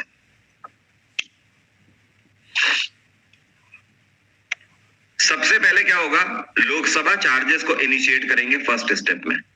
लोकसभा के अंदर ये बात चलेगी कि भैया इस व्यक्ति के ऊपर इंपीचमेंट लगाना है और एक बिल पारित किया जाएगा, बिल लगाया जाएगा। ये बिल जब प्रपोज किया जाएगा तो इस बिल के ऊपर वोटिंग होगी कि कितने लोग सहमत हैं या कितने लोग नहीं सहमत है। अगर इस पे 1/4 वोट मिल गया इस एलिगेशन को कि भैया हाँ इंपीचमेंट लगाना है, 1/4 लोगों ने भी अगर बोल दिया, तो इस केस में क्या होगा, इसकी प्रोसीडिंग आगे जाएगी और तुरंत 14 दिन पहले नोटिस भेज दिया जाएगा राष्ट्रपति को कि राष्ट्रपति महोदय आपके ऊपर इंपीचमेंट प्रोसीडिंग्स करी जा रही हैं। इसके बाद लोकसभा में एक बार फिर से इंपीचमेंट चार्जेस के ऊपर पूर्ण प्रक्रिया कराई जाएगी इलेक्शन की। लोकसभा के जितने भी मेंबर हैं वो सब यहाँ पर वोटिंग करेंगे और वोटिंग करने के बाद 2/3 मेजोरिटी कम से कम चाहिए। बात आ रही है समझ? 2/3 मेजोरिटी कम से कम चाहिए, मतलब 66% लोग एग्री होने चाहिए यहाँ पर, कम से कम। अगर 66% लोग एग्री हैं तो इसको यहां से ओके करके राज्यसभा भेज दिया जाएगा। ध्यान रखिए, जैसे ही 66% लोग वोट कर देंगे, इसका मतलब यह है कि राज्य की लोकसभा ने इंपीचमेंट सिद्ध भी कर दिया, लगाया भी पहले स्टेज में और दूसरे स्टेज में इसको सिद्ध भी कर दिया कि भैया देखो हम लोग एग्री नहीं करते हैं आपसे। इसके बाद राज्यसभा उसको अपने तरीके से इन्वेस्टिगेट करेगी। इन्वेस्टिगेट करने के बाद ये भी राज्यसभा में इलेक्शन कराएंगे। राज्यसभा में भी उसको 2/3 मेजोरिटी मिलनी चाहिए, मतलब 66% वोट मिलने चाहिए। जैसे ही राज्यसभा से 66% वोट मिल गए कम से कम, तुरंत राष्ट्रपति के ऊपर इंपीचमेंट सिद्ध हो जाएगा। राष्ट्रपति हट गया मान लीजिए, ठीक है। अब इस केस में राष्ट्रपति के पास 2 तरीके हैं, या तो वो गिल्टी होगा तो वो तुरंत रिजाइन कर देगा, अगर उसे लगता है वो गिल्टी नहीं है, इस केस में वो सुप्रीम कोर्ट की डिमांड कर सकता है इन्वेस्टिगेशन की। सुप्रीम कोर्ट उसके बाद इस इंपीचमेंट को राउंड अप करेगा और सुप्रीम कोर्ट इन्वेस्टिगेट करने के बाद अगर गिल्टी पाएगा तो इंपीचमेंट तो सिद्ध पहले से ही है, वो ओके हो जाएगा, उसका रिमूवल हो जाएगा। अगर सुप्रीम कोर्ट पाता है कि वो गिल्टी नहीं है तो इस केस में पूरी इंपीचमेंट प्रक्रिया ये जितनी भी चलती हुई आई थी ये सब क्या हो जाएगी, आरोप मुक्त हो जाएगी। कहने का मतलब जुडिशरी का स्टैंड यहाँ पर भी सबसे ऊपर है। समझ गए बात को? ओके। क्या आज तक किसी भी प्रेसिडेंट को हटाया गया है इंपीचमेंट के थ्रू? आंसर है नो। आज तक किसी के भी ऊपर इंपीचमेंट साबित नहीं हुआ है। जी हाँ, ये बहुत लंबा प्रोसेस है, इतना नहीं है कि 10, 15, 20 दिन का या 1 महीने का काम है, इसमें टाइम लग जाता है। अब देखो व्हाट प्रेसिडेंट डज, भारत का राष्ट्रपति क्या क्या करता है, ध्यान दीजिएगा थोड़ा। ही समन्स और प्रोरोगेट्स पार्लियामेंट एंड डिसॉल्व लोकसभा। इसके पास ये अधिकार है कि ये लोकसभा की सिटिंग्स को बुला भी सकता है और लोकसभा को डिसॉल्व भी कर सकता है, मतलब भंग कर सकता है कभी भी। He summons a joint sitting of Lok Sabha and Rajya Sabha in case of deadlock. Deadlock की सिचुएशन पता है कब होती है? मतलब कोई भी फैसला लोकसभा ने लिया, ओके, मान लीजिए, और उसके खिलाफ राज्यसभा, अब राज्यसभा अपने स्टैंड से नहीं हट रही है और लोकसभा अपने स्टैंड से नहीं हट रही है, इसको बोलते हैं डेडलॉक सिचुएशन। इस केस में क्या किया जाए? इस केस में क्योंकि पार्लियामेंट का हेड है भारत का राष्ट्रपति, तो उसका दायित्व बनता है कि आर्टिकल 108 के आधार पर वो एक ज्वाइंट सिटिंग बुला सकता है। ज्वाइंट सिटिंग का मतलब लोकसभा को भी बुलाएगा, राज्यसभा को भी बुलाएगा, दोनों को बिठाएगा और उसकी हियरिंग करेगा। उस पर कोई म्यूचुअल अंडरस्टैंडिंग के साथ फैसला लेना होगा। बात आ रही है समझ? इसी को बोलते हैं ज्वाइंट सिटिंग। तो वो ज्वाइंट सिटिंग लोकसभा और राज्यसभा की बुला सकता है। एजाज का पूछा है, इंपीचमेंट राज्यसभा से शुरू हो सकती है? जी हाँ, बिल्कुल शुरू हो सकती है राज्यसभा से। Either house of the parliament, दोनों में से किसी से, लेकिन ध्यान रखिए मेजोरिटी दोनों से चाहिए होगी। अगर मैंने अभी एग्जाम्पल लेकर बताया एजाज आपको लोकसभा से, अगर राज्यसभा से करनी है तो सिंपली ध्यान रखिए पहले राज्यसभा में हो जाने दीजिए 66% वोटिंग कम से कम, और उसके बाद लोकसभा इन्वेस्टिगेट कर लेगी।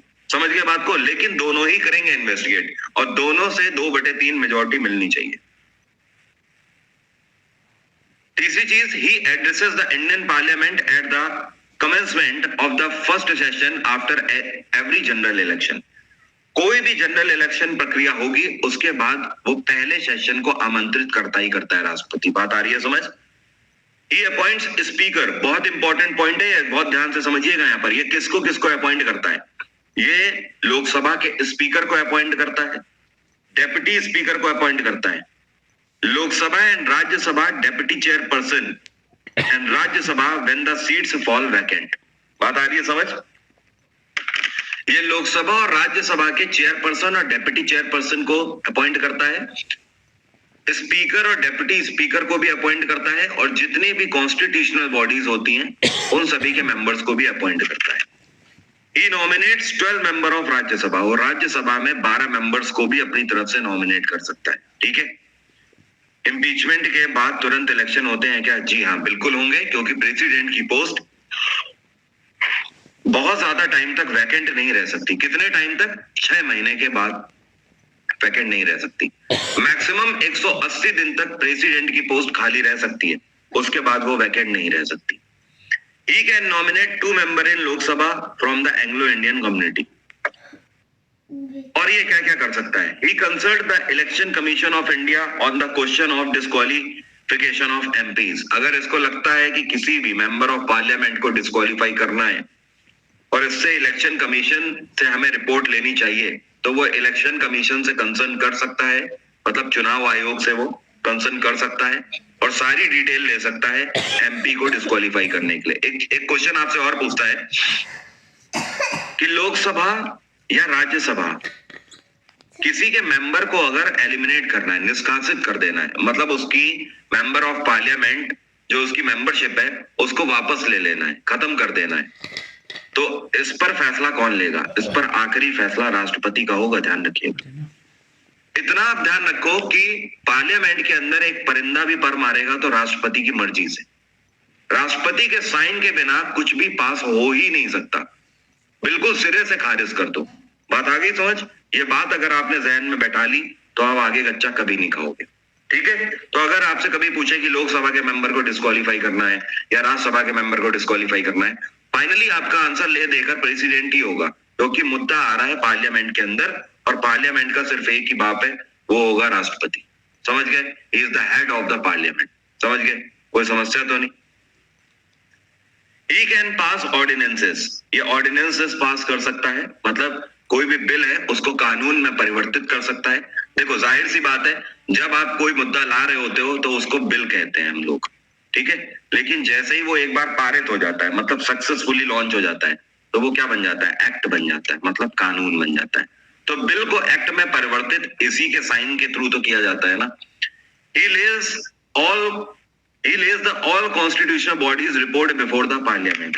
जितनी भी हमारी कॉन्स्टिट्यूशनल बॉडीज हैं उन सब की रिपोर्ट इसी को मिलती है और ये उसको पार्लियामेंट के समक्ष रखता है, क्योंकि जितने भी हमारे संवैधानिक निकाय हैं वो सारे संवैधानिक निकाय, ध्यान रखिएगा, प्रेसिडेंट को ही क्या करते हैं? रिपोर्ट करते हैं, और प्रेसिडेंट उनकी रिपोर्ट्स को पार्लियामेंट के समक्ष लेकर आता है। अब आगे बढ़ते हैं। ये तो बात हो गई प्रेसिडेंट क्या क्या कर सकता है, क्या क्या इसके रोल होता है। अभी मैं एंग्लो इंडिया पर आ रहा हूं, पार्लियामेंट में आऊंगा, रुक जाइए। अब प्रेसिडेंट से जुड़े हुए हमारे कुछ आर्टिकल्स हैं, इन पर थोड़ा सा ध्यान दीजिएगा, बहुत इंपॉर्टेंट है। आर्टिकल 52 हमें बताता है कि there shall be the president of India, Bharat का एक राष्ट्रपति होगा। ये दो आर्टिकल 60 हमें बता, अभी मैंने 61 में लिखा हुआ है, ठीक है? आर्टिकल 60 कॉल अप करेगा, ये सारे इसके ऑफिस पीरियड की कंडीशंस हैं, कैसे इसको अपना ऑफिस चलाना होता है। आर्टिकल 60 हमें बताता है कि राष्ट्रपति क्या ओथ लेता है, क्या शपथ लेता है अपनी पोस्ट पर आने के लिए। आर्टिकल 61 हमें बताता है प्रोसीजर फॉर इम्पीचमेंट के बारे में, जो अभी मैंने आपको यहाँ पर समझाया। ये पूरा ये जो मैंने आपको बताया ये पोस्ट खाली एक चीज और, ठीक है, 15,000 टोकन मनी, हाँ वो तो पहले बता दिया ना टोकन मनी का प्रावधान। ये सारे हमारे प्रेसिडेंट के प्रावधान थे। उम्मीद करता हूँ आप सबको सारी चीजें क्लियर हो गई होंगी अब प्रेसिडेंट के बारे में। अब हम लोग पार्लियामेंट की तरफ चलते हैं। 5 मिनट का ब्रेक दे रहा हूँ, ब्रेक ले लीजिए 5 मिनट का, उसके बाद पार्लियामेंट स्टार्ट करते हैं। इसी सेशन में पार्लियामेंट भी खत्म हो जाएगा। प्रेसिडेंट, जी हाँ, एक चीज और समझ लीजिए, राष्ट्रपति प्रेसिडेंट अपना रेजिग्नेशन किसको देगा? वीपी को देगा, और वीपी अपना रेजिग्नेशन प्रेसिडेंट को देगा। दोनों का वाइस वर्सा रहेगा, दोनों एक दूसरे को रेजिग्नेशन अपना देंगे, ठीक है। प्रॉफिट पोस्ट क्या होती है? जितने भी गवर्नमेंट जॉब्स हैं वो सारी आपकी प्रॉफिट पोस्ट कहलाएंगी, ठीक है। मैं अभी आता हूँ, 5 मिनट में आपसे मिलता हूँ। 5 मिनट के बाद पार्लियामेंट स्टार्ट करते हैं। 5 मिनट का आप लोग ब्रेक ले लीजिए। सी यू। राज्यसभा को अपर हाउस इसलिए बोलते हैं क्योंकि यहाँ पर ऑलरेडी जनता के द्वारा चुने हुए प्रतिनिधि वोट करते हैं, इसलिए उसको अपर हाउस बोलते हैं।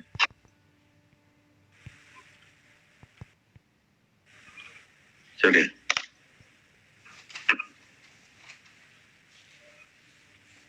आर्टिकल 79 हमें यह बताता है कि भारत की एक संसद होगी। अब देखो, संसद को समझने के लिए आपको क्या ध्यान रखना होगा। पहली चीज तो पार्लियामेंट, पार्लियामेंट, ठीक है। संसद हमारी 2 हिस्सों में डिवाइडेड है। इसके 2 हाउस होते हैं। पहला हाउस राज्यसभा और दूसरा हाउस होता है लोकसभा। यहां पर आपको समझना यह है कि राज्यसभा जो है इसको अपर हाउस बोलते हैं, और जो लोकसभा है इसको क्या बोलते हैं? Lower house of the parliament बोलते हैं।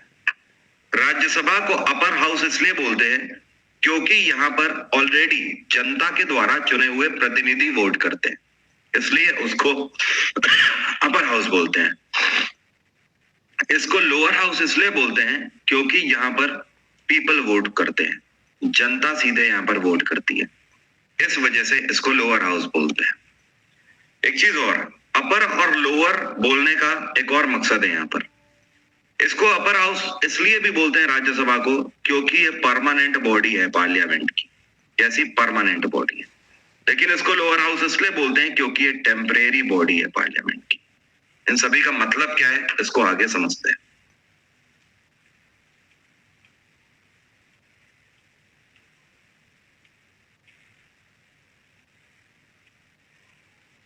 यहाँ पर खास ख्याल रखिएगा थोड़ा सा बातों का, अदरवाइज चीजें दिक्कत कर सकती है। अगर इतना आ गया आपको तो आराम से आप कोई भी क्वेश्चन पार्लियामेंट का कर लोगे। सारे क्वेश्चन आपके यहीं से बनते हैं पार्लियामेंट के। पहली चीज तो आपको ध्यान रखना है, what is the difference between Rajya Sabha and Lok Sabha. Rajya Sabha को हम लोग अपर हाउस बोलते हैं, लोकसभा को लोअर हाउस बोलते हैं। इसको अपर हाउस इसलिए बोलते हैं क्योंकि ये परमानेंट हाउस है पार्लियामेंट का। इसको लोअर इसलिए बोलते हैं क्योंकि ये टेम्परेरी हाउस है। अब सवाल ये उठता है, ये परमानेंट हाउस क्यों और ये टेम्परेरी क्यों है? लोकसभा को टेम्परेरी हाउस इसलिए बोलते हैं कि इसका कार्यकाल 5 साल का होता है, और टेम्परेरी इसलिए बोलते हैं कि कोई भी सरकार बनती है, मतलब जब आप वोट देते हो, जैसे पिछले साल आप लोगों ने वोटिंग करी, आप लोगों की वोटिंग के आधार पर बीजेपी की सरकार है, ठीक है। अब ये सरकार कितने सालों तक चलेगी? 5 सालों तक ये लोकसभा में सरकार चलेगी। 5 सालों के बाद अगर इलेक्शन होते हैं, ठीक है, मान लीजिए यही सरकार आ जाती है फिर से, तब तो कोई बात नहीं है, फिर से कैबिनेट बनाया जाएगा अपने तरीके से, सरकार जैसे चाहेगी वैसे बना लीजिए। मान लीजिए कि कोई दूसरी पार्टी को बहुमत मिल जाता है अगली बार, उस केस में क्या होगा? उस केस में ये जो पूरा हाउस है, पूरा लोकसभा है, ये क्या हो जाएगा? डिसॉल्व हो जाएगा, भंग हो जाएगा, खत्म हो जाएगा। समझ गए बात को? मतलब जितने भी लोग लोकसभा में आते हैं वो सब एक साथ आते हैं और एक साथ जाते हैं। समझ गए बात को? कल को अगर एक बात बताइए मुझे, बीजेपी की सरकार नहीं रहती है तो बीजेपी के जितने लीडर हैं वो सभी जाएंगे ना यहाँ से। ऐसा तो नहीं है कि कुछ लीडर वहीं पर बोलेंगे कांग्रेस से कि मुझे आप लोग, मैं तो यही रहना चाहता हूँ लोकसभा में, मुझसे पोर्टफोलियो मत छीनो, मुझे कुछ पोर्टफोलियो यहीं पर दे दो, मैं बीजेपी छोड़ू। ऐसा तो नहीं होने वाला। वो बाद में अंदर की बात है, भले ही कुछ भी हो, लेकिन फिलहाल तो जितना भी पूरी पार्टी है वो पूरी पार्टी के सभी मेंबर क्या होंगे, डिसॉल्व हो जाएंगे। समझ गए बात को? इसी वजह से इसको टेम्परेरी हाउस बोलते हैं कि केवल 5 साल के लिए यहाँ पर सरकार आती है और 5 साल के बाद ये हट जाती है, नई सरकार आ गई अगर तो। इसको परमानेंट हाउस क्यों बोलते हैं? क्योंकि इसका कार्यकाल 6 साल का होता है और इसमें भी एक कंडीशन है, 2 ईयर पर एस्ट्रिक लगा हुआ है। यहाँ पर 6 साल या फिर 2 साल का मतलब क्या है, इसको समझो। राज्यसभा में जो सिस्टम चलता है ये आपके कुछ इंजीनियरिंग कॉलेज की तरह चलता है, या मान लीजिए आपके ग्रेजुएशन की तरह चलता है। आपकी ग्रेजुएशन 3 साल की है, पहला साल, दूसरा साल और तीसरा साल, ठीक है। आप जब फर्स्ट ईयर में जाते हो तो फर्स्ट ईयर के बाद आप सेकेंड ईयर में जाते हो और सेकेंड ईयर के बाद आप थर्ड ईयर में जाते हो और थर्ड ईयर के बाद आप बाहर चले जाते हो, ठीक है। सिमिलरली राज्यसभा में भी चलता है। राज्यसभा में आप मेंबर ऐसे डिवाइड कर दो, 1/3, 1/3 और 1/3, ठीक है। 33.33, 33.33, 33.33, पूरा 100% हो गया। कोई समस्या तो नहीं। अब देखो यहां पर क्या है कि ये जो कार्यकाल है इनको 2-2 साल में तब्दील कर दो। ये मैंने आपको समझाने के लिए first year, second year, third year बोला था। कार्यकाल कितना है? 6 साल का है ना टोटल, इसको 2-2 साल में तब्दील कर दो। 2 ईयर 2 ईयर 2 ईयर का स्लॉट, टोटल ये कितना ईयर का स्लॉट हो गया? 6 साल का स्लॉट हो गया। ये बात आ गई समझ? तभी तो यहाँ पर क्या लिखा हुआ है कि राज्यसभा का ये जो कार्यकाल है आप देख रहे हो कितना है, 6 साल का। यहाँ पर ये नीचे लिखा हुआ है। अब इसमें 2 साल का प्रावधान क्या है? यही प्रावधान है 2 साल का, कि 2-2 साल के इसको स्लॉट में हमने बांट दिया है। अब देखो यहाँ पर क्या है कि 1/3 मेंबर ये जो है, ये वाले हैं थर्ड स्लॉट में, आखिरी स्लॉट में जो 1/3 मेंबर है, ये सेकंड स्लॉट और फर्स्ट स्लॉट सर्व करके आए हुए हैं। तो पहले 2 साल, फिर 2 साल और अब 2 साल। जैसे ही ये थर्ड वाला स्लॉट कंप्लीट करेंगे, इनके टोटल कितने साल हो गए राज्यसभा में? टोटल इन्होंने 6 साल कंप्लीट कर लिए राज्यसभा में। अब ये क्या हो जाएंगे? रिटायर हो जाएंगे। जैसे ही ये रिटायर होंगे तो सेकंड स्लॉट वाले इनकी जगह पर आ जाएंगे, फर्स्ट स्लॉट वाले सेकंड स्लॉट में चले जाएंगे और जो पहला स्लॉट है वो खाली हो जाएगा। सेम उसी तरह जैसे आपके कॉलेज में फर्स्ट ईयर वाले जब सेकंड ईयर में जाते हैं तो फर्स्ट ईयर वालों की जगह फ्रेशर आ जाते हैं हर साल, ठीक है। उसी तरीके से पहला स्लॉट जैसे ही खाली होगा तो 1/3 मेंबर नए आ जाएंगे यहाँ पर चुनकर। मतलब आप समझ रहे हो कि हर 2 साल में यहाँ पर इलेक्शन हो रहा है। इन एवरी 2 ईयर इलेक्शन होगा और हर 2 साल में 1/3 मेंबर रिटायर हो जाते हैं। ये वाले इधर खिसक जाते हैं, ये वाले इधर खिसक जाते हैं और इनकी जगह नए आ जाते हैं 1/3 मेंबर। बात आ गई समझ? इससे हमें ये पता लगता है कि राज्यसभा में 6 साल का कार्यकाल तो है, लेकिन साथ में ये भी पता लगता है कि ये कभी डिसॉल्व ही नहीं हो रही, पूरे तरीके से ये भंग नहीं हो रही है। जैसे कि आपने देखा कि लोकसभा में क्या था, एक बार सरकार बनी, 5 साल पूरे सरकार चली और अगर सरकार को अगली बार बहुमत नहीं मिला तो पूरी सरकार बाहर और नए कैंडिडेट सीधे सीधे पूरे आ जाएंगे। लेकिन यहाँ ऐसा नहीं है, यहाँ पर इसको डिसॉल्व भी नहीं किया जा सकता है। ये परमानेंट हाउस इसीलिए कहलाता है। मैंने आपको क्या बोला, इसी वजह से इसको क्या बोलते हैं? Permanent house of the parliament बोलते हैं। कोई समस्या तो नहीं है? सबको एक एक चीज क्लियर है? सबको एक चीज क्लियर है? कोई समस्या नहीं होनी चाहिए, बिल्कुल शीशे की तरह साफ है। इसके बाद देखो मेंबर का प्रावधान क्या होता है राज्यसभा में। राज्यसभा में 250 मेंबर का प्रावधान है। 238 + 12, 238 का मतलब क्या है? ये 238 इलेक्टेड मेंबर होंगे, मतलब जो चुने हुए मेंबर आएंगे। और ये जो 12 होते हैं, इन 12 को भारत का राष्ट्रपति डायरेक्ट अपॉइंट कर सकता है, मतलब नॉमिनेट कर सकता है अपनी तरफ से। ये 12 सिलेक्टेड होते हैं और ये 238 क्या होते हैं? इलेक्टेड होते हैं। ये जो सिलेक्टेड मेंबर है ये मल्टीपल ट्रेड से हो सकते हैं, जैसे कि जिन्होंने खेल में उत्कृष्ट कार्य किया हो, सिनेमा में उत्कृष्ट कार्य किया हो, सिंगिंग में उत्कृष्ट कार्य किया हो, किसी फील्ड में उत्कृष्ट कार्य किया हो, ध्यान रखिएगा, तो उनको यहाँ पर इलेक्ट किया जा सकता है। सिनेमा में भी ध्यान रखिएगा, एक फील्ड को छोड़कर, किसको? कॉमेडी फील्ड को, कॉमेडियन को यहाँ पर नहीं किया जा सकता है, ठीक है। जैसे कि अभी आपने देखा कुछ टाइम पहले परेश रावल को राज्यसभा का मेंबर बनाया गया था, सचिन तेंदुलकर को राज्यसभा का मेंबर बनाया गया था, ठीक है। ओके, तो ये आपका आ जाएगा किसमें? ये आप देख रहे हो, ये सारे लोग कैसे थे? ये सब सिलेक्टेड मेंबर थे, ये सब इलेक्टेड नहीं थे, ठीक है। ये नाइंसाफी क्यों है? ये नाइंसाफी आप इसको ऐसे बोल सकते हो, कॉमेडियन तो वैसे परेश रावल भी रह चुके हैं, लेकिन उनके साथ नाइंसाफी नहीं हुई ना। कॉमेडी का मतलब यहाँ पर ये प्लेटफॉर्म है, आप थिएटर कॉमेडी कर सकते हो, आप थिएटर मंच पर कॉमेडी करिए। जैसे कि कपिल शर्मा की जो कॉमेडी है वो एक प्योर बिजनेस है, पूरा बिजनेस है। वो लोगों को कॉमेडी देना कम, उससे पहले उसका है मेन उद्देश्य कमाना, समझ गए? तो इसको आप उत्कृष्ट कार्य नहीं बोल सकते। हम लोग अच्छा कार्य या उत्कृष्ट कार्य उसको बोलते हैं जो किसी दूसरे के लिए किया जाए, ठीक है। तो ये जो थिएटर आर्टिस्ट होते हैं, इनका एक्चुअली मेन मकसद होता है दूसरों को एंटरटेन करना, ना कि इस तरीके के शोज का। शोज को अलग तरीके से आप कंसीडर करोगे, ठीक है, वो बिजनेस पॉइंट ऑफ व्यू से कंसीडर किए जाते हैं। इसी वजह से अगर ऐसा होता है तो परेश रावल को कभी बनाया जाता क्या मेंबर? परेश रावल भी तो कॉमेडी करते हैं भैया, बाबू भैया वही तो है। तो फिर उनको भी तो मेंबर ना बनाया जाता, मेंबर बना दिया गया ना, क्योंकि वो मंच कलाकार है। ओके, अब देखो यहाँ पर राज्यसभा का मेंबर बनने के लिए मिनिमम 30 साल उम्र होनी चाहिए। और राज्यसभा का चेयरपर्सन कौन होता है? Vice president. अच्छा, इनके मेंबर की तो हम लोगों ने बात करी नहीं। जहां पर 250 मेंबर राज्यसभा के हो सकते हैं मैक्सिमम, वहीं पर आपको ध्यान रखना है लोकसभा के मैक्सिमम 552 मेंबर हो सकते हैं।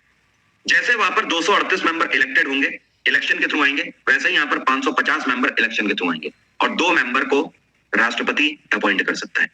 पहले यहाँ पर प्रावधान ये था कि ये जो 2 मेंबर होंगे ये एंग्लो इंडियन होंगे। एंग्लो इंडियंस के लिए 2 सीट रिजर्व करी गई थी, लेकिन अब इनको हटा दिया गया है। हमारे संविधान में इसी साल जनवरी के महीने में 104वां अमेंडमेंट किया गया और उसके तहत एंग्लो इंडियन की दोनों सीटों को रिमूव करके ये सीटें एससी और एसटी को दे दी गई हैं। समझ गए बात को? समझ गए बात को? अब एंग्लो इंडियन कौन होते हैं? एंग्लो इंडियन को हिंदी में बोलते हैं आंग्ल भारतीय। जब ब्रिटिशर्स हमारे देश से जा रहे थे आजादी के टाइम पर, तो क्योंकि वो हमारे देश पर करीब 350 साल उन्होंने रूल किया हुआ है, तो उस केस में क्या हुआ था यार, कई सारे ब्रिटिशर्स थे जिन्होंने यहाँ की महिलाओं से शादी कर ली, कई सारे यहाँ के लोग थे जिन्होंने ब्रिटिशर महिलाओं से शादी कर ली। अब वो उस टाइम पर पार्टीशन के टाइम पर ब्रिटेन नहीं गए, वो सब यहीं रुक गए। तो वो सब क्या कहलाए? आंग्ल भारतीय कहलाए, मतलब आधे अंग्रेज और आधे भारतीय। तो उन्हीं को क्या बोलते हैं? आंग्ल भारतीय बोलते हैं, एंग्लो इंडियन बोलते हैं। तो क्या था, जब संविधान हमारा बन रहा था तो ऐसे लोगों को इग्नोर ना किया जाए, ऐसे लोगों के लिए प्रावधान संविधान में डाला जाए, क्योंकि भारत डेमोक्रेटिक कंट्री है, हर एक व्यक्ति यहाँ पर इक्वल है। इस वजह से यहाँ पर आंध्र भारतीयों को लोकसभा में 2 सीट देने के प्रावधान रखे गए थे। अभी इसको हाल ही में इसी साल जनवरी के महीने में सुप्रीम कोर्ट के द्वारा अमेंड करके खत्म कर दिया गया है, क्योंकि 70 साल हो चुके हैं और अब ऐसा मानना है कि आंग्ल भारतीय रहे भी नहीं, वो सारी जनरेशन खत्म हुई है लगभग, अब सब भारतीयों वाली जनरेशन आ गई है। इस वजह से ये सीटें अब दे दी गई हैं एससी एसटीज को, और ये सही भी है, एससी एसटीज को दे, क्योंकि वो चीज तो अब बिल्कुल खत्म ही हो गई। 70 साल में एक क्या 2 पीढ़ी चली जाती है भाई, ठीक है। तो यहाँ पर आपको ध्यान रखना है, राज्यसभा का मेंबर बनने के लिए 30 साल कम से कम उम्र होनी चाहिए, लोकसभा का मेंबर बनने के लिए 25 साल कम से कम उम्र होनी चाहिए।